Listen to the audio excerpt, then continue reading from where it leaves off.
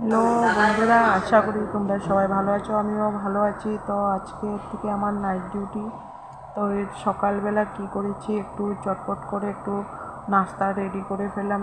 আমি নিজেও খাবো, যারা আছে আমার সাথে রুমে ওদেরকেও খাওয়াবো বলে দেখো একা হাতে সব করে নিয়েছি। সিঙ্গারাও বানিয়েছি, তারপরে কি বানিয়েছি আরও দেখো, ওই নিমকি, কাটা নিমকি বলে, যেটা কাটা নিমকি বানিয়েছি। তারপরে সিঙ্গারার সাথে খাওয়ার জন্য একটু চাটনি বানিয়ে নিলাম দেখো।